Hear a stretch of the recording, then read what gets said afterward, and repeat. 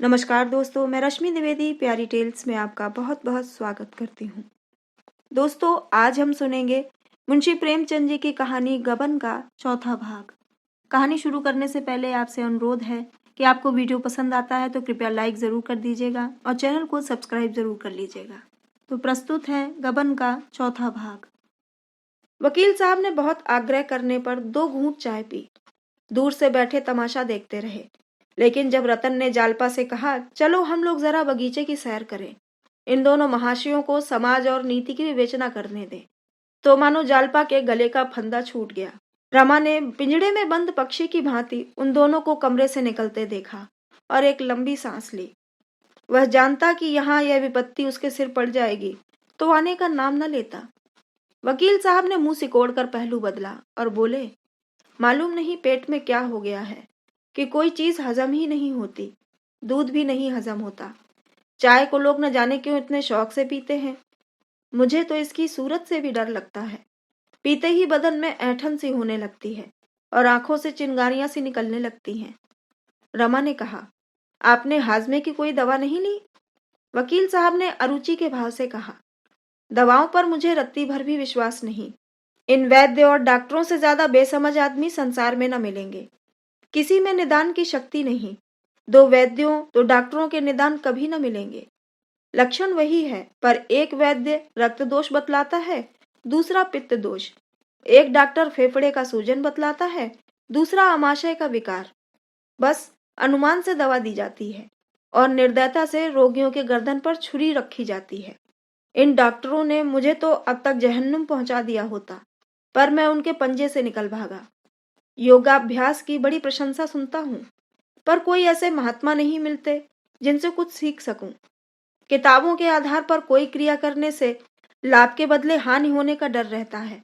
यहाँ तो आरोग्य शास्त्र का खंडन हो रहा था, उधर दोनों महिलाओं में प्रगाढ़ स्नेह की बातें हो रही थी। रतन ने मुस्कुराकर कहा, मेरे पतिदेव को देखकर तुम्हें बड़ा आश्चर्य हुआ होगा। जालपा को आश्चर्य ही नहीं, भ्रम भी हुआ था। बोली, वकील साहब का दूसरा विवाह होगा? रतन, हाँ, अभी 5 ही वर्ष तो हुए हैं। इनकी पहली स्त्री को मरे 35 वर्ष हो गए। उस समय इनकी अवस्था कुल 25 साल की थी। लोगों ने समझाया दूसरा विवाह कर लो, पर इनके एक लड़का हो चुका था। विवाह करने से इनकार कर दिया और 30 साल तक अकेले रहे। मगर आज 5 वर्ष हुए जवान बेटे का देहांत हो गया, तब विवाह करना आवश्यक हो गया। मेरे माँ बाप न थे, मामा जी ने मेरा पालन किया था। कह नहीं सकती इनसे कुछ ले लिया या इनकी सज्जनता पर मुग्ध हो गए। मैं तो समझती हूँ ईश्वर की यही इच्छा थी। लेकिन मैं जब से आई हूँ मोटी होती चली जाती हूँ। डॉक्टरों का कहना है तुम्हें संतान नहीं हो सकती। बहन, मुझे तो संतान की लालसा नहीं है, लेकिन मेरे पति मेरी दशा देखकर बहुत दुखी रहते हैं। मैं ही इनके सब रोगों की जड़ हूँ। आज ईश्वर मुझे एक संतान दे दे तो इनके सारे रोग भाग जाएंगे। कितना चाहती हूँ कि दुबली हो जाऊं। गर्म पानी से टब स्नान करती हूँ, रोज पैदल घूमने जाती हूँ, घी दूध कम खाती हूँ, भोजन आधा कर दिया है। जितना परिश्रम करते बनता है करती हूँ, फिर भी दिन दिन मोटी ही होती जाती हूँ। कुछ समझ में नहीं आता क्या करूं। जालपा, वकील साहब तुमसे चिढ़ते होंगे? रतन, नहीं बहन, बिल्कुल नहीं। भूल कर भी कभी मुझसे इसकी चर्चा नहीं की। उनके मुंह से कभी एक शब्द भी ऐसा नहीं निकला जिससे उनकी मनोव्यथा प्रकट होती। मगर मैं जानती हूँ ये चिंता उन्हें मारे डालती है। अपना कोई बस नहीं है, क्या करूं? मैं जितना चाहूं खर्च करूं, जैसे चाहूं रहूं, कभी नहीं बोलते। जो कुछ पाते हैं लाकर मेरे हाथ में रख देते हैं। समझाती हूँ अब तुम्हें वकालत करने की क्या जरूरत है, आराम क्यों नहीं करते? पर इनसे घर पर बैठे रहा नहीं जाता। केवल 2 चपातियों से नाता है। बहुत जिद की तो 2-4 दाने अंगूर खा लिए। मुझे तो उन पर दया आती है। अपने से जहां तक हो सकता है उनकी सेवा करती हूँ। आखिर वह मेरे ही लिए तो अपनी जान खपा रहे हैं। जालपा, ऐसे पुरुष को देवता समझना चाहिए। यहाँ तो एक स्त्री मरी नहीं कि दूसरा ब्याह रच गया। 30 साल अकेले रहना सबका काम नहीं है।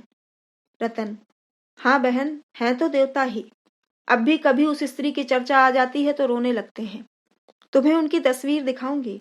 देखने में जितने कठोर मालूम होते हैं, भीतर से इनका हृदय उतना ही नरम है। कितने ही अनाथों, विधवाओं और गरीबों के महीने बांध रखे हैं। तुम्हारा ये कंगन तो बड़ा सुंदर है। जालपा, हाँ, बड़े अच्छे कारीगर का बनाया हुआ है। रतन, मैं तो यहाँ किसी को जानती ही नहीं। वकील साहब को गहनों के लिए कष्ट देने की इच्छा नहीं होती। मामूली सुनारों से बनवाते डर लगता है, न जाने क्या मिला दे। मेरी सपत्नी जी सब गहने रखे हुए हैं, लेकिन वह मुझे अच्छे नहीं लगते। तुम बाबू रमानाथ से कहकर मेरे लिए ऐसा ही एक जोड़ा कंगन बनवा दो। जालपा, देखिए, पूछती हूँ। रतन, आज तुम्हारे आने से जी बहुत खुश हुआ। दिन भर अकेली पड़ी रहती हूँ, जी घबराया करता है, किसके पास जाऊं। किसी से परिचय नहीं, और न मेरा मन ही चाहता है कि उनसे मिला करूं। दो एक महिलाओं को बुलाया, उनके घर गई, चाहा कि उनसे बहनापा जोड़ लूं, लेकिन उनके आचार विचार देखकर उनसे दूर रहना ही अच्छा मालूम हुआ। दोनों ही मुझे उल्लू बनाकर जटना चाहती थीं। मुझसे रुपए उधार ले गईं और आज तक दे रही हैं। श्रृंगार की चीजों पर मैंने उनका इतना प्रेम देखा कि कहते लज्जा आती है। तुम घड़ी आधा घड़ी के लिए रोज चली आया करो बहन। जालपा, वाह, इससे अच्छा और क्या होगा। रतन, मैं मोटर भेज दिया करूंगी। जालपा, क्या जरूरत है, तांगे तो मिलते ही हैं। रतन, न जाने क्यों तुम्हें छोड़ने को जी नहीं चाहता। तुम्हें पास पाकर रमानाथ जी अपना भाग्य सराहते होंगे। जालपा ने मुस्कुराकर कहा, भाग्य वाग्य तो कहीं नहीं सराहते, घुड़कियां जमाया करते हैं। रतन, सच? मुझे तो विश्वास नहीं आता। लो, वह भी तो आ गए। पूछना, ऐसा दूसरा कंगन बनवा देंगे। जालपा, रमा से, क्यों, चरणदास से कहा जाए तो ऐसा कंगन कितने दिन में बना देगा। रतन ऐसा ही कंगन बनवाना चाहती हैं। रमा ने तत्परता से कहा, हाँ, बना क्यों नहीं सकता, इससे बहुत अच्छे बना सकता है।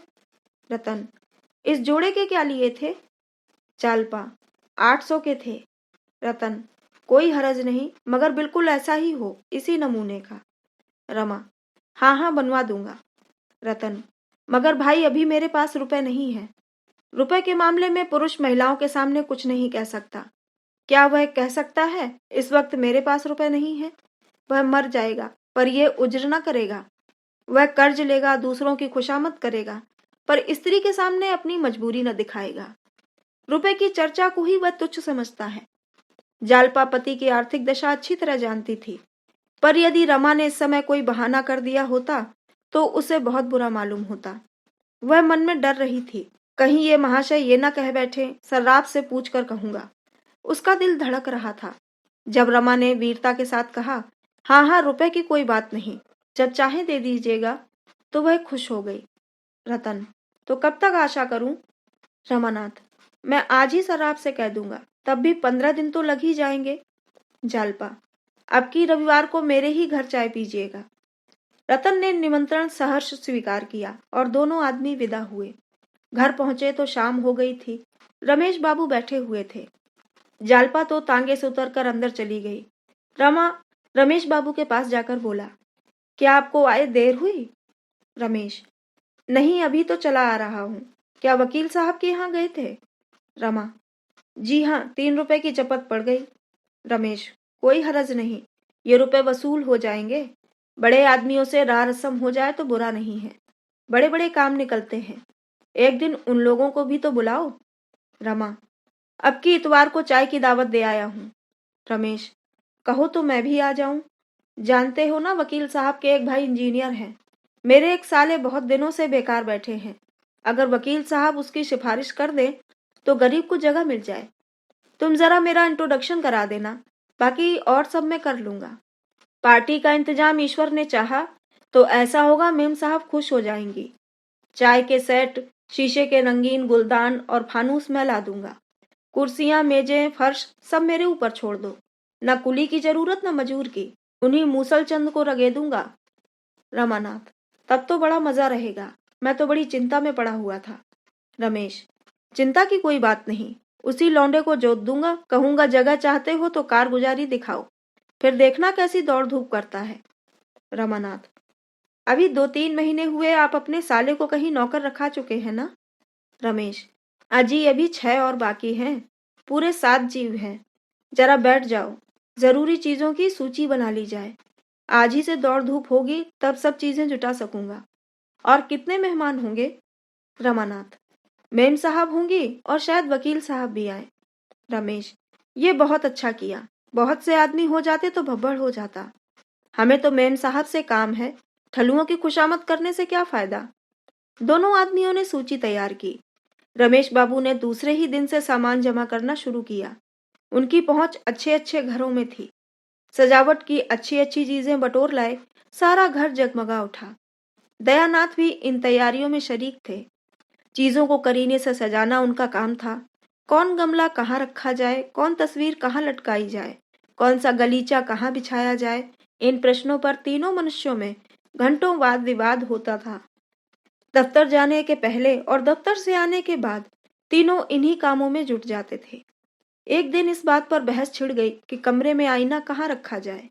दयानाथ कहते थे इस कमरे में आईने की जरूरत नहीं, आईना पीछे वाले कमरे में रखना चाहिए।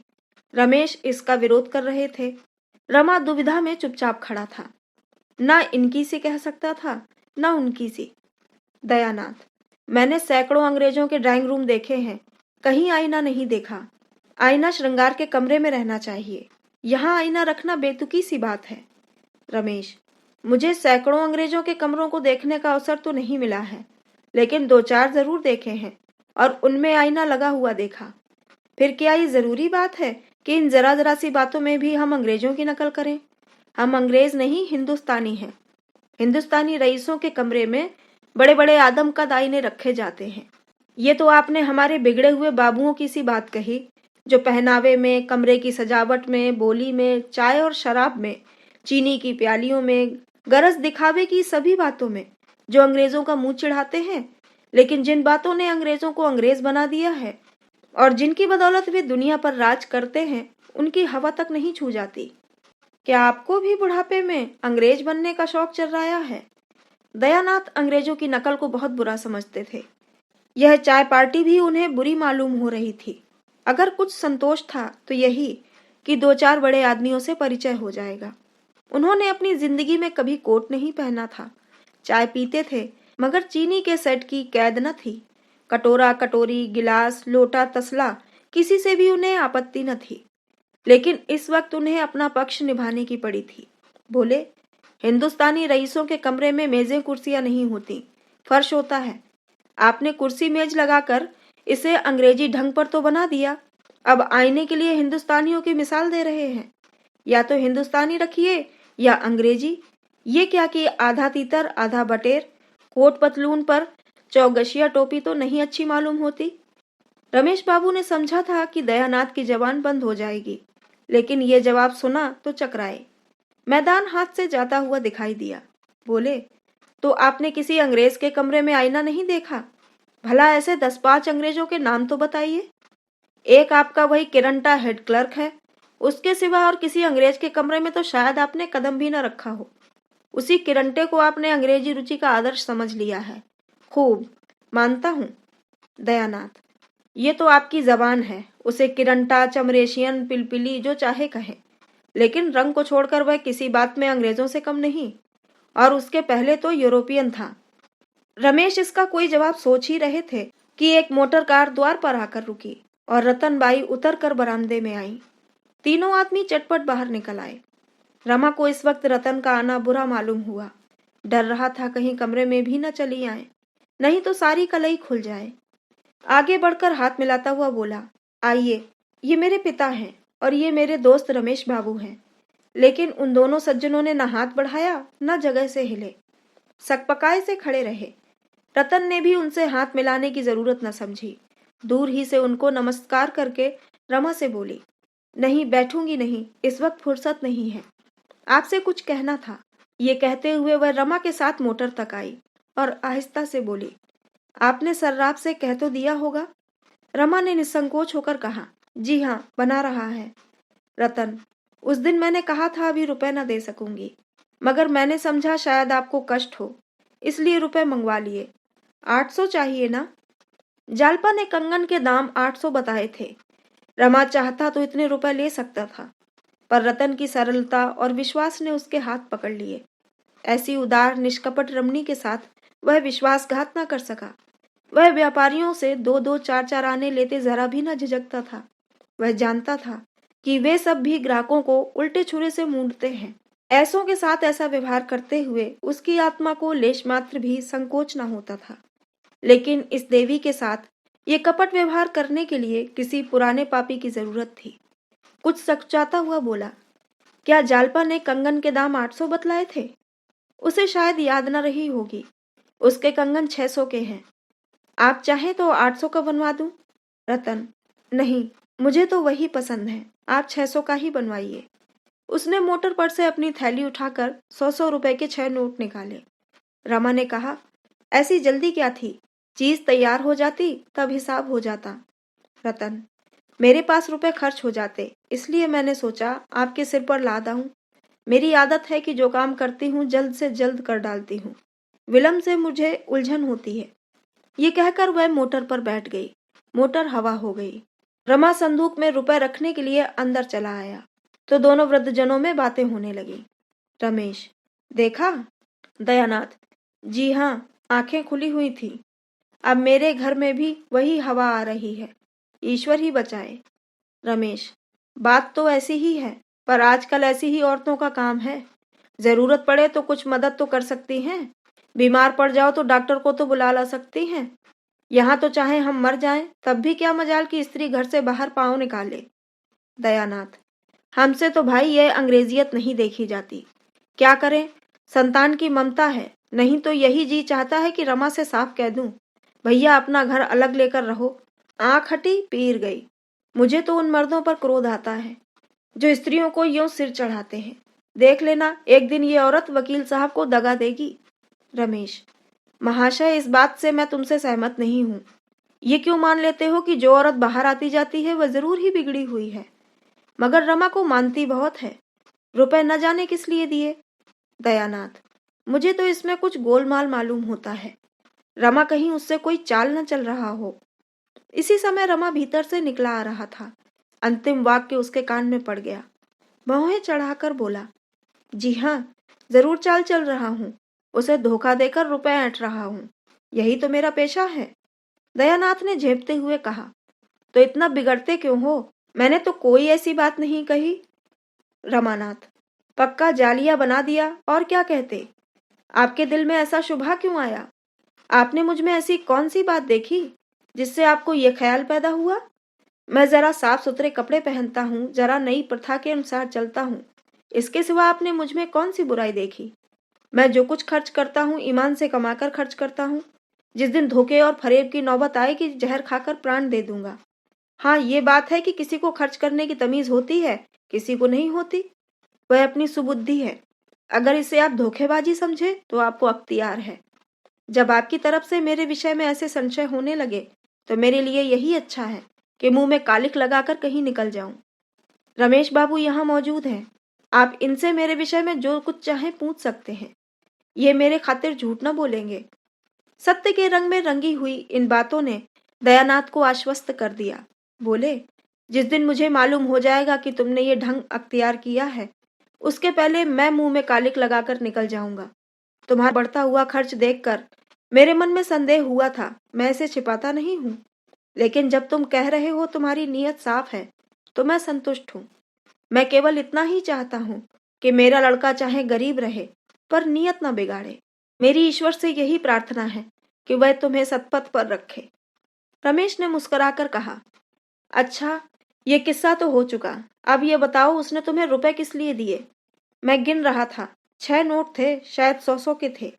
रमानाथ, ठग लाया हूँ। रमेश, मुझसे शरारत करोगे तो मार बैठूंगा। अगर जठी लाए हो तो भी मैं तुम्हारी पीठ ठोकूंगा। जीते रहो, खूब जटो, लेकिन आबरू पर आंच ना आने पाए।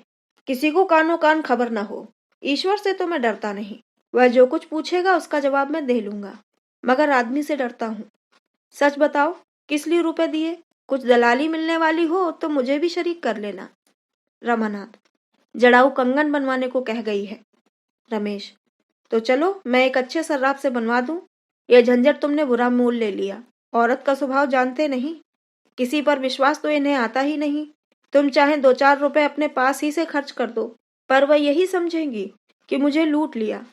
नेक नामी तो शायद ही मिले, हाँ, बदनामी तैयार खड़ी है।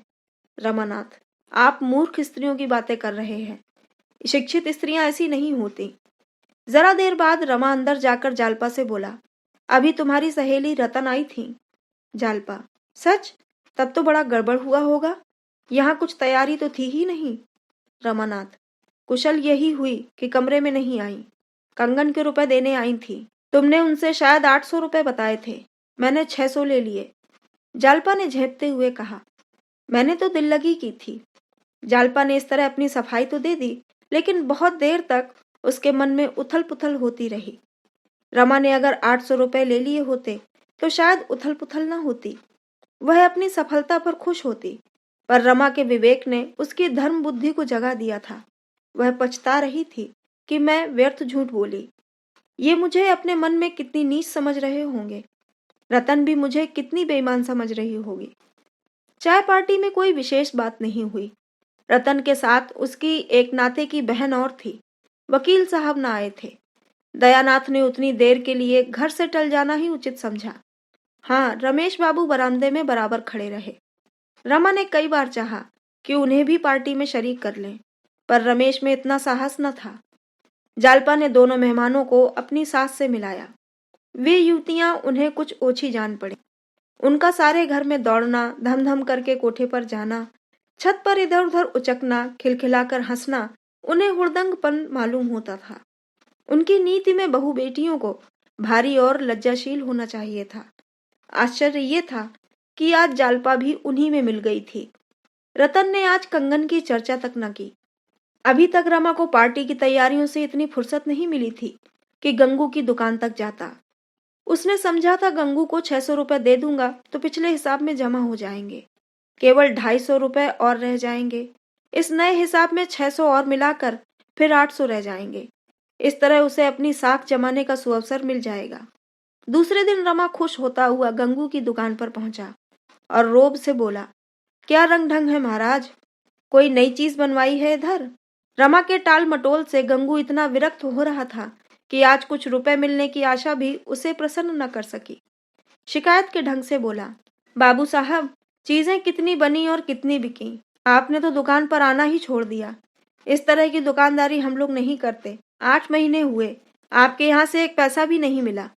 रमानाथ, भाई, खाली हाथ दुकान पर आते शर्म आती है। हम उन लोगों में नहीं हैं जिनसे तकाजा करना पड़े। आज ये 600 रुपए जमा कर लो और एक अच्छा सा कंगन तैयार कर दो। गंगू ने रुपए लेकर संदूक में रखे और बोला, बन जाएंगे। बाकी रुपए कब तक मिलेंगे? रमानाथ, बहुत जल्द। गंगू, हाँ बाबूजी, अब पिछला हिसाब साफ कर दीजिए। गंगू ने बहुत जल्द कंगन बनवाने का वचन दिया, लेकिन एक बार सौदा करके उसे मालूम हो गया था कि यहाँ से जल्द रुपए वसूल होने वाले नहीं। नतीजा ये हुआ कि रमा रोज तकाजा करता और गंगू रोज हीले करके टालता। कभी कारीगर बीमार पड़ जाता, कभी अपनी स्त्री की दवा कराने ससुराल चला जाता, कभी उसके लड़के बीमार हो जाते। 1 महीना गुजर गया और कंगन न बने। रतन के तकाजों के डर से रमा ने पार्क जाना छोड़ दिया, मगर उसने घर तो देख ही रखा था। इस 1 महीने में कई बार तकाजा करने आई। आखिर जब सावन का महीना आ गया तो उसने एक दिन रमा से कहा, वह सुअर नहीं बनाकर देता तो तुम किसी और कारीगर को क्यों नहीं देते? रमानाथ, उस पाजी ने ऐसा धोखा दिया कि कुछ न पूछो, बस रोज आजकल किया करता है। मैंने बड़ी भूल की जो उसे पेशगी रुपए दे दिए, अब उससे रुपए निकलना मुश्किल है। रतन, आप मुझे उसकी दुकान दिखा दीजिए, मैं उसके बाप से वसूल कर लूंगी। तावान अलग, ऐसे बेईमान आदमी को पुलिस में देना चाहिए। जालपा ने कहा, हाँ और क्या, सभी सुनार देर करते हैं मगर ऐसा नहीं, रुपए डकार जाएं और चीज के लिए महीनों दौड़ाएं। रमा ने सिर खुजलाते हुए कहा, आप 10 दिन और सब्र करें, मैं आज ही उससे रुपए लेकर किसी दूसरे सर्राफ को दे दूंगा। रतन, आप मुझे उस बदमाश की दुकान क्यों नहीं दिखा देते, मैं हंटर से बात करूं। रमानाथ, कहता तो हूं 10 दिन के अंदर आपको कंगन मिल जाएंगे। रतन, आप खुद ही ढील डाले हुए हैं, आप उसकी लल्लो चप्पो की बातों में आ जाते होंगे। एक बार कड़े पड़ जाते तो मजाल थी, यूं हीले हवाले करता। आखिर रतन बड़ी मुश्किल से विदा हुई। उसी दिन शाम को गंगू ने साफ जवाब दे दिया, बिना आधे रुपए लिए कंगन न बन सकेंगे। पिछला हिसाब भी बेबाक हो जाना चाहिए। रमा को मानो गोली लग गई। बोला, महाराज, ये तो भलमनसी नहीं है, एक महिला की चीज है, उन्होंने पेशगी रुपए दिए हैं, सोचो मैं उन्हें क्या मुंह दिखाऊंगा। मुझसे अपने रुपयों के लिए पुरनोट लिखा लो, स्टाम्प लिखा लो, और क्या करोगे? गंगू, पुरनोट को शहद लगाकर चाटूंगा क्या? 8-8 महीने का उधार नहीं होता। महीना 2 महीना बहुत है। आप तो बड़े आदमी हैं, आपके लिए 500-600 रुपए कौन सी बड़ी बात है। कंगन तैयार है। रमा ने दांत पीसकर कहा, अगर यही बात थी तो तुमने 1 महीना पहले क्यों ना कह दी? अब तक मैंने रुपए की कोई फिक्र की होती ना। गंगू, मैं क्या जानता था आप इतना भी नहीं समझ रहे हैं। रमा निराश होकर घर लौट आया। अगर इस समय भी उसने जालपा से सारा वृत्तांत साफ साफ कह दिया होता तो उसे चाहे कितना ही दुख होता, पर वह कंगन उतार कर दे देती। लेकिन रमा में इतना साहस न था। वह अपनी आर्थिक कठिनाइयों की दशा कहकर उसके कोमल हृदय पर आघात न कर सकता था। इसमें संदेह नहीं कि रमा को 100 रुपए के करीब ऊपर से मिल जाते थे, और वह किफायत करना जानता तो इन 8 महीनों में दोनों सर्राफों के कम से कम आधे रुपए अवश्य दे देता। लेकिन ऊपर की आमदनी थी तो ऊपर का खर्च भी था। जो कुछ मिलता था सैर सपाटे में खर्च हो जाता, और सर्राफों का देना किसी एक मुश्त रकम की आशा में रुका हुआ था। कौड़ियों से रुपए बनाना वणिकों का ही काम है। बाबू लोग तो रुपए की कौड़ियां ही बनाते हैं। कुछ रात जाने पर रमा ने एक बार फिर सर्राफे का चक्कर लगाया। बहुत चाहा किसी सर्राफ को झांसा दूं, पर कहीं दाल न गली। बाजार में बेतार की खबरें चला करती हैं। रमा को रात भर नींद न आई। यदि आज उसे 1000 का रुक्का लिखकर कोई 500 रुपए भी दे देता तो वह निहाल हो जाता, पर अपनी जान पहचान वालों में उसे ऐसा कोई नजर न आता था। अपने मिलने वालों में उसने सभी से अपनी हवा बांध रखी थी। खिलाने पिलाने में खुले हाथों रुपया खर्च करता था। अब किस मुंह से अपनी विपत्ति कहे। वह पछता रहा था कि नाहक गंगू को रुपए दिए। गंगू नालिश करने तो जाता न था। इस समय यदि रमा को कोई भयंकर रोग हो जाता तो वह उसका स्वागत करता। कम से कम 10-5 दिन की मोहलत तो मिल जाती, मगर बुलाने से तो मौत भी नहीं आती। वह तो उसी समय आती है जब हम उसके लिए बिल्कुल तैयार नहीं होते। ईश्वर कहीं से कोई तार ही भिजवा दे। कोई ऐसा मित्र भी नजर नहीं आता था जो उसके नाम फर्जी तार भेज देता। वह इन्हीं चिंताओं में करवटें बदल रहा था कि जालपा की आंख खुल गई। रमा ने तुरंत चादर से मुंह छिपा लिया, मानो बेखबर सो रहा है। जालपा ने धीरे से चादर हटाकर उसका मुंह देखा और उसे सोता पाकर ध्यान से उसका मुंह देखने लगी। जागरण और निद्रा का अंतर उससे छिपा न रहा। उससे धीरे से हिलाकर बोली, क्या अभी तक जाग रहे हो? रमानाथ, क्या जाने क्यों नींद नहीं आ रही। पड़े पड़े सोचता था कुछ दिनों के लिए कहीं बाहर चला जाऊं, कुछ रुपए कमा लाऊं। जालपा, मुझे भी लेते चलोगे ना? रमानाथ, तुम्हें परदेश में कहाँ लिए लिए फिरूंगा। जालपा, तो मैं यहाँ अकेली रह चुकी, 1 मिनट तो रहूंगी नहीं, मगर जाओगे कहाँ? रमानाथ, अभी कुछ निश्चय नहीं कर सका हूं। जालपा, तो क्या सचमुच तुम मुझे छोड़कर चले जाओगे? मुझसे तो एक दिन भी ना रहा जाए। मैं समझ गई, तुम मुझसे मोहब्बत नहीं करते, केवल मुंह देखे की प्रीत करते हो। रमानाथ, तुम्हारे प्रेम पाश ही ने मुझे यहाँ बांध रखा है, नहीं तो अब तक कभी चला गया होता। जालपा, बातें बना रहे हो। अगर तुम्हें मुझसे सच्चा प्रेम होता तो तुम कोई पर्दा न रखते। तुम्हारे मन में जरूर कोई ऐसी बात है जो तुम मुझसे छिपा रहे हो। कई दिनों से देख रही हूं, तुम चिंता में डूबे रहते हो। मुझसे क्यों नहीं कहते? जहां विश्वास नहीं है वहां प्रेम कैसे रह सकता है? रमानाथ, ये तुम्हारा भ्रम है जालपा। मैंने तो तुमसे कभी पर्दा नहीं रखा। जालपा, तो तुम मुझे सचमुच दिल से चाहते हो? रमानाथ, ये क्या मुंह से कहूंगा जब ही। जालपा, अच्छा अब मैं एक प्रश्न करती हूँ, संभले रहना। तुम मुझसे क्यों प्रेम करते हो? तुम्हें मेरी कसम है, सच बताना। रमानाथ, ये तो तुमने बेढब प्रश्न किया। अगर मैं तुमसे यही प्रश्न पूछूं तो तुम मुझे क्या जवाब दोगी? जालपा, मैं तो जानती हूँ। रमानाथ, बताओ। जालपा, तुम बतला दो, मैं भी बतला दूं। रमानाथ, मैं तो जानता ही नहीं, केवल इतना ही जानता हूं कि तुम मेरे रोम रोम में रम रही हो। जालपा, सोच कर बतलाओ। मैं आदर्श पत्नी नहीं हूं, इसे मैं खूब जानती हूँ। पति सेवा अब तक मैंने नाम को भी नहीं की। ईश्वर की दया से तुम्हारे लिए अब तक कष्ट सहने की जरूरत ही नहीं पड़ी। घर गृहस्थी का कोई काम मुझे आता नहीं। जो कुछ सीखा यहीं सीखा। फिर तुम्हें मुझसे क्यों प्रेम है? बातचीत में निपुण नहीं, रूप रंग भी ऐसा आकर्षक नहीं। जानते हो मैं तुमसे क्यों प्रश्न कर रही हूँ? रमानाथ: क्या जाने भाई, मेरे समझ में तो कुछ नहीं आ रहा है। जालपा: मैं इसलिए पूछ रही हूँ कि तुम्हारे प्रेम को स्थायी बना सकूं। रमानाथ: मैं कुछ नहीं जानता जालपा, ईमान से कहता हूँ। तुम में कोई कमी नहीं है, कोई दोष है, ये बात आज तक मेरे ध्यान में नहीं आई। लेकिन तुमने मुझ में कौन सी बात देखी? न मेरे पास धन है, न रूप है। बताओ। जालपा: बता दूं? मैं तुम्हारी सज्जनता पर मोहित हूँ। अब तुमसे क्या छुपाऊं? जब मैं यहाँ आई तो यद्यपि तुम्हें अपना पति समझती थी, लेकिन कोई बात कहते या करते समय मुझे चिंता होती थी कि तुम उसे पसंद करोगे या नहीं। यदि तुम्हारे बदले मेरा विवाह किसी दूसरे पुरुष से हुआ होता तो उसके साथ भी मेरा यही व्यवहार होता। यह पत्नी और पुरुष का रिवाजी नाता है। पर अब मैं तुम्हें गोपियों के कृष्ण से भी न बदलूंगी। लेकिन तुम्हारे दिल में अब भी चोर है। तुम अब भी मुझसे किसी किसी बात पर पर्दा रखते हो। रमानाथ: ये तुम्हारी केवल शंका है जालपा। मैं दोस्तों से भी कोई दुराव नहीं करता।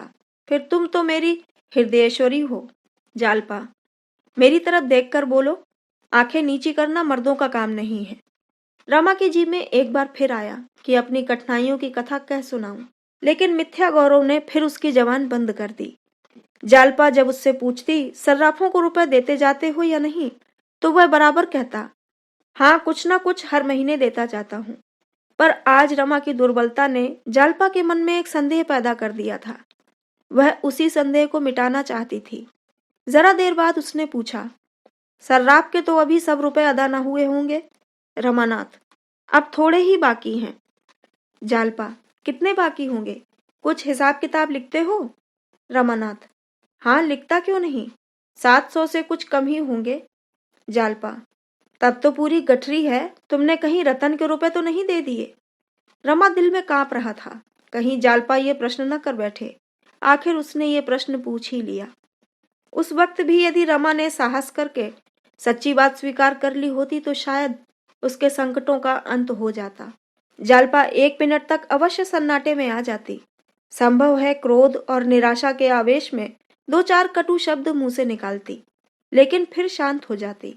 दोनों मिलकर कोई न कोई युक्ति सोच निकालते। जालपा यदि रतन से ये रहस्य कह सुनाती तो रतन अवश्य मान जाती। पर हाय रे आत्मगौरव! रमा ने ये बात सुनकर ऐसा मुंह बना लिया मानो जालपा ने उस पर कोई निष्ठुर प्रहार किया हो। बोला, रतन के रुपए क्यों देता? आज चाहूं तो 2-4 हजार का माल ला सकता हूँ। कारीगरों की आदत देर करने की होती ही है। सुनार की खटाई मशहूर है। बस और कोई बात नहीं। 10 दिन में या तो चीज ही लाऊंगा या रुपए वापस कर दूंगा। मगर ये शंका तुम्हें क्यों हुई? पराई रकम भला मैं अपने खर्च में कैसे लाता? जालपा: कुछ नहीं, मैंने यूं ही पूछा था। जालपा को थोड़ी देर में नींद आ गई, पर रमा फिर उसी उधेड़ बुन में पड़ा। कहाँ से रुपए लाए? अगर वह रमेश बाबू से साफ साफ कह दे तो वह किसी महाजन से रुपए दिला देंगे, लेकिन नहीं, वह उनसे किसी तरह न कह सकेगा। उसमें इतना साहस न था। उसने प्रातःकाल नाश्ता करके दफ्तर की राह ली। शायद वहां कुछ प्रबंध हो जाए। कौन प्रबंध करेगा, इसका उसे ध्यान न था। जैसे रोगी वैद्य के पास जाकर संतुष्ट हो जाता है, पर यह नहीं जानता मैं अच्छा हूंगा या नहीं। यही दशा इस समय रमा की थी। दफ्तर में चपरासी के सिवा और कोई न था। रमा रजिस्टर खोलकर अंकों की जांच करने लगा। कई दिनों से मीजान नहीं दिया गया था, पर बड़े बाबू के हस्ताक्षर मौजूद थे। अब मीजान दिया तो 2,500 निकले। एकाएक उसे एक बात सूझी, क्यों न 2,500 की जगह मीजान 2,000 लिख दूं। रसीद बही की जांच कौन करता है? अगर चोरी पकड़ी भी गई तो कह दूंगा मीजान लगाने में गलती हो गई। मगर इस विचार को उसने मन में टिकने न दिया। इस भय से कहीं चित्त चंचल न हो जाए, उसने पेंसिल के अंकों पर रोशनाई उधर दी और रजिस्टर को दराज में बंद करके इधर उधर घूमने लगा। इक्की दुक्की गाड़ियां आने लगीं। गाड़ी वालों ने देखा बाबू साहब आज यही हैं, तो सोचा जल्दी से चुंगी देकर चुकरी पर जाएं। रमा ने इस कृपा के लिए दस्तूरी की दूनी रकम वसूल किए और गाड़ी वालों ने शौक से दी, क्योंकि यही मंडी का समय था और 12-1 बजे तक चुंगी घर से फुर्सत पाने की दशा में 24 घंटे का हर्ज होता था। मंडी 10-11 बजे के बाद बंद हो जाती थी। दूसरे दिन का इंतजार करना पड़ता था। अगर भाव रुपए में आधा पाव भी फिर गया तो सैकड़ों के मत्थे गई। 10-5 रुपए का बल खा जाने में उन्हें क्या आपत्ति हो सकती थी। रमा को आज ये नई बात मालूम हुई। आखिर सुबह को मैं घर ही पर बैठा रहता हूँ। अगर यहाँ आकर बैठ जाऊं तो रोज 10-5 रुपए हाथ आ जाए, फिर तो 6 महीने में सारा झगड़ा साफ हो जाए। मान लो रोज ये चांदी ना होगी, 15 न सही 10 मिलेंगे, 5 मिलेंगे। अगर सुबह को रोज 5 रुपए मिल जाए तो इतने ही दिन भर में और मिल जाए तो 5-6 महीने में मैं ऋण से मुक्त हो जाऊं। उसने दराज खोलकर फिर रजिस्टर निकाला। ये हिसाब लगा लेने के बाद अब रजिस्टर में हेर फेर कर देना उसे इतना भयंकर न जान पड़ा। नया रंग रूट जो पहले बंदूक की आवाज से चौंक पड़ता है, आगे चलकर गोलियों की वर्षा में भी नहीं घबराता। रमा दफ्तर बंद करके भोजन करने घर जाने ही वाला था कि एक बिसाती का ठेला आ पहुंचा। रमा ने कहा, लौटकर चुंगी लूंगा। बिसाती ने मिन्नत करनी शुरू की। उसे कोई बड़ा जरूरी काम था। आखिर 10 रुपए पर मामला ठीक हुआ। रमा ने चुंगी ली, रुपए जेब में रखे और घर चला। 25 रुपए केवल 2-2.5 घंटे में आ गए। अगर 1 महीने भी यह औसत रहे तो पल्ला पार है। उसे इतनी खुशी हुई कि वह भोजन करने घर न गया, बाजार से भी कुछ नहीं मंगवाया। रुपए भुनाते हुए उसे 1 रुपया कम हो जाने का ख्याल हुआ। वह शाम तक बैठा काम करता रहा। 4 रुपए और वसूल हुए। चिराग जले वह घर चला तो उसके मन पर से चिंता और निराशा का बहुत कुछ बोझ उतर चुका था। अगर 10 दिन यही तेजी रही तो रतन से मुंह चुराने की नौबत न आएगी। 9 दिन गुजर गए। रमा रोज प्रातः दफ्तर जाता और चिराग जले लौटता। वह रोज यही आशा लेकर जाता कि आज कोई बड़ा शिकार फंस जाएगा, पर वह आशा पूरी न होती। इतना ही नहीं, पहले दिन की तरह फिर कभी भाग्य का सूर्य न चमका। फिर भी उसके लिए कुछ कम श्रेय की बात नहीं थी कि 9 दिनों में ही उसने 100 रुपए जमा कर लिए थे। उसने 1 पैसे का पान भी न खाया था। जालपा ने कई बार कहा चलो कहीं घूम आए, तो उसे भी उसने बातों में ही टाला। बस कल का दिन और था। कल आकर रतन कंगन मांगेगी तो उसे वह क्या जवाब देगा। दफ्तर से आकर वह इसी सोच में बैठा हुआ था। क्या वह 1 महीना भर के लिए और न मान जाएगी? इतने दिन वह और न बोलती तो शायद वह उससे उऋण हो जाता। उसे विश्वास था कि मैं उससे चिकनी चुपड़ी बातें करके राजी कर लूंगा।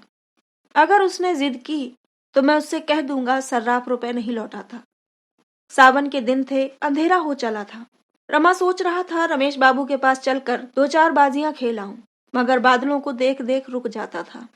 इतने में रतन आ पहुंची। वह प्रसन्न न थी। उसकी मुद्रा कठोर हो रही थी। आज वह लड़ने के लिए घर से तैयार होकर आई है और मुरव्वत और मुलाहजे की कल्पना को भी कोसों दूर रखना चाहती है। जालपा ने कहा, तुम खूब आई। आज मैं भी जरा तुम्हारे साथ घूमने आऊंगी। इन्हें काम के बोझ से आजकल सिर उठाने की भी फुर्सत नहीं है। रतन ने निष्ठुरता से कहा, मुझे आज तो बहुत जल्द घर लौट जाना है। बाबूजी को कल की याद दिलाने आई हूँ। रमा उसका लटका हुआ मुंह देखकर ही मन में सहम रहा था। किसी तरह उसे प्रसन्न करना चाहता था। बड़ी तत्परता से बोला, जी हाँ, खूब याद है। अभी सर्राफ की दुकान से चला आ रहा हूँ। रोज सुबह शाम घंटे भर हाजिरी देता हूँ, मगर इन चीजों में समय बहुत लगता है। दाम तो कारीगरी के हैं, मालियत देखिए तो कुछ नहीं। 2 आदमी लगे हुए हैं, पर शायद अभी 1 महीने से कम में चीज तैयार न हो, पर होगी लाजवाब। जी खुश हो जाएगा। पर रतन जरा भी न पिघली। तिनक कर बोली, अच्छा, अभी महीना भर और लगेगा? ऐसी कारीगरी है कि 3 महीने में पूरी न हुई।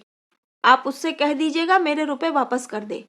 आशा के कंगन देवियां पहनती होंगी, मेरे लिए जरूरत नहीं। रमानाथ, 1 महीना ना लगेगा, मैं जल्दी ही बनवा दूंगा। 1 महीना तो मैंने अंदाजन कह दिया था। अब थोड़ी ही कसर रह गई है।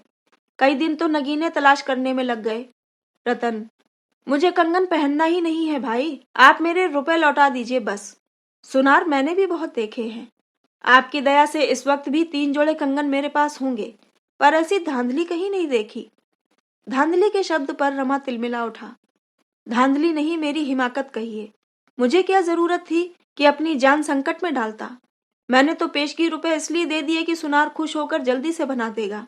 अब आप रुपए मांग रही हैं? सर्राफ रुपए नहीं लौटा सकता। रतन ने तीव्र नजरों से देखकर कहा, क्यों? रुपए क्यों नहीं लौटाएगा? रमानाथ, इसलिए कि जो चीज आपके लिए बनाई है उसे वह कहाँ बेचता फिरेगा। संभव है साल 6 महीने में बिक सके। सबकी पसंद एक सी तो नहीं होती। रतन ने त्योरियां चढ़ाकर कहा, मैं कुछ नहीं जानती। उसने देर की है, उसका दंड भोगे। मुझे कल या तो कंगन ला दीजिए या रुपए।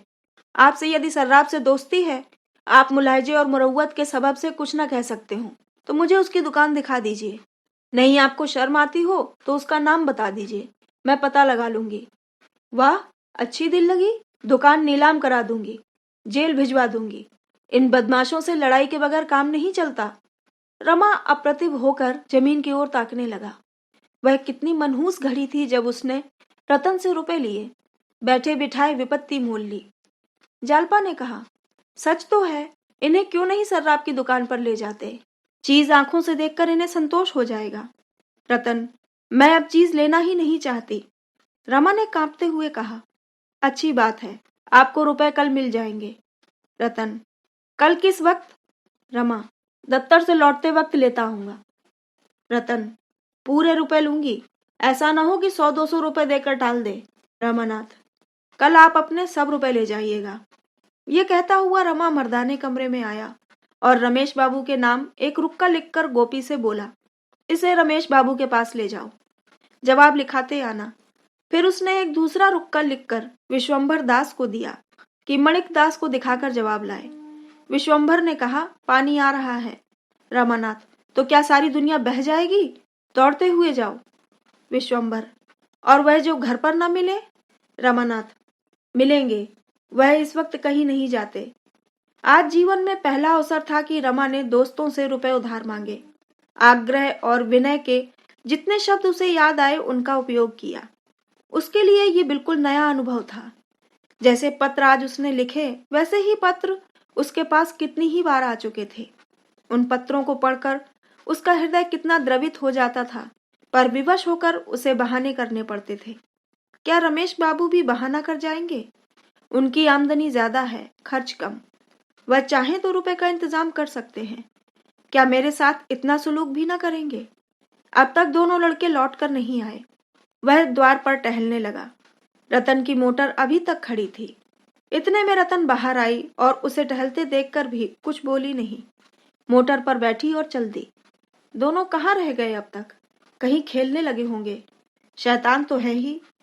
जो कहीं रमेश रुपए दे दें तो चांदी है। मैंने 200 नाहक मांगे, शायद इतने रुपए उनके पास ना हो। ससुराल वालों की नोच खसोट से कुछ रहने भी तो नहीं पाता। माणिक चाहे तो 1500 दे सकता है, लेकिन देखना चाहिए। आज परीक्षा हो जाएगी। आज अगर इन लोगों ने रुपए न दिए तो फिर बात भी न पूछूंगा। किसी का नौकर नहीं हूं कि जब वह शतरंज खेलने को बुलाए तो दौड़ा चला जाऊं। रमा किसी की आहट पाता तो उसका दिल जोर से धड़कने लगता था। आखिर विश्वंभर लौटा। माणिक ने लिखा था, आजकल बहुत तंग हूं, मैं तो तुम्ही से मांगने वाला था। रमा ने पुर्जा फाड़ कर फेंक दिया। मतलबी कहीं का। अगर सब इंस्पेक्टर ने मांगा होता तो पुर्जा देखते ही रुपए लेकर दौड़े जाते। खैर, देखा जाएगा। चुंगी के लिए माल तो आएगा ही, इसकी कसर तब निकल जाएगी। इतने में गोपी भी लौटा। रमेश ने लिखा था, मैंने अपने जीवन में 2-4 नियम बना लिए हैं और बड़ी कठोरता से उनका पालन करता हूँ। उनमें से एक नियम ये भी है कि मित्रों से लेन देन का व्यवहार न करूंगा।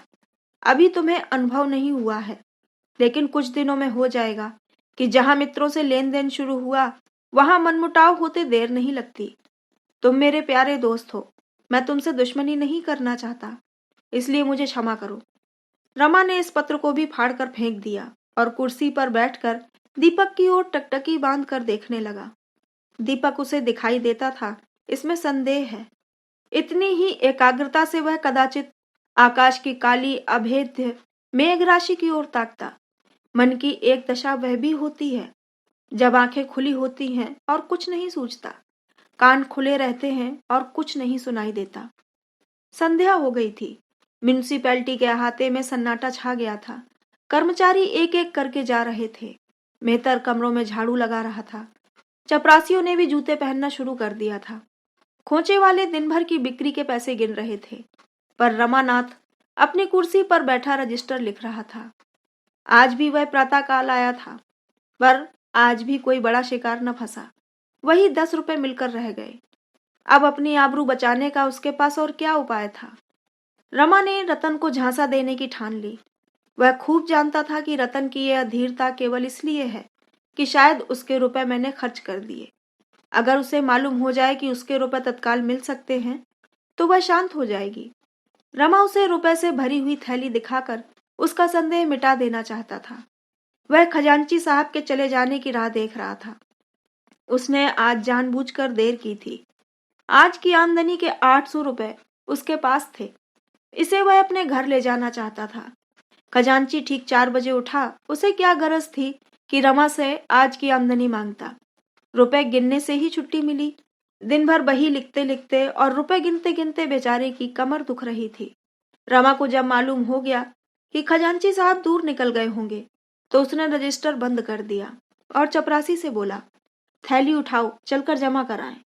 चपरासी ने कहा, खजांची बाबू तो चले गए। रमा ने आंखें गाड़ कर कहा, खजांची बाबू चले गए? तुमने मुझसे कहा क्यों नहीं? अभी कितनी दूर गए होंगे? चपरासी, सड़क के नुक्कड़ तक पहुंचे होंगे। रमानाथ, ये आमदनी कैसे जमा होगी? चपरासी, हुक्म हो तो बुला लाऊं? रमानाथ, अजी जाओ भी, अब तक तो कहा नहीं, अब उन्हें आधे रास्ते से बुलाने जाओगे। हो तुम भी निरे बछिया के ताऊ, आज ज्यादा छान गए थे क्या? खैर, रुपए इसी दराज में रखे रहेंगे, तुम्हारी जिम्मेदारी रहेगी। चपरासी, नहीं बाबू साहब, मैं यहाँ रुपया नहीं रखने दूंगा। सब घड़ी बराबर नहीं जाती, कहीं रुपए उठ जाए तो मैं बेगुनाह मारा जाऊं। सुभीते का ताला भी तो नहीं है यहाँ। रामानाथ, तो फिर ये रुपए कहाँ रखूं? चपरासी, हुजूर अपने साथ लेते जाएं। रमा तो ये चाहता ही था। एक इक्का मंगवाया, उस पर रुपयों की थैली रखी और घर चला। सोचता जाता था कि अगर रतन भपकी में आ गई तो क्या पूछना, कह दूंगा 2 ही 4 दिन की कसर है। रुपए सामने देखकर उसे तसल्ली हो जाएगी। जालपा ने थैली देखकर पूछा, क्या कंगन न मिला? रमानाथ, अभी तैयार नहीं था, मैंने समझा रुपए लेता चलूं जिसमें उन्हें तस्कीन हो जाए। जालपा, क्या कहा सर्राफ ने? रमानाथ, क्या कहा, आजकल करता है, अभी रतन देवी आई नहीं। जालपा, आती ही होगी, उसे चैन कहाँ। जब चिराग जले तक रतन ना आई तो रमा ने समझा अब ना आएगी। रुपए अलमारी में रख दिए और घूमने चल दिया। अभी उसे गए 10 मिनट भी न हुए होंगे कि रतन आ पहुंची और आते ही आते बोली, कंगन तो आ गए होंगे। जालपा, हाँ आ गए हैं, पहन लो।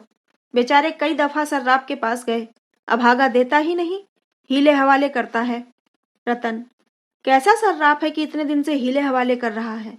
मैं जानती कि रुपए झमेले में पड़ जाएंगे तो देती ही क्यों। न रुपए मिलते हैं न कंगन मिलता है। रतन ने ये बात कुछ ऐसे अविश्वास के भाव से कही कि जालपा जल उठी। गर्व से बोली, आपके रुपए रखे हुए हैं, जब चाहिए ले जाइए। अपने बस की बात तो है नहीं, आखिर जब सर्राफ देगा तभी तो लाएंगे। रतन, कुछ वादा करता है, कब तक देगा? जालपा, उसके वादों का क्या ठीक, सैकड़ों वादे तो कर चुका है।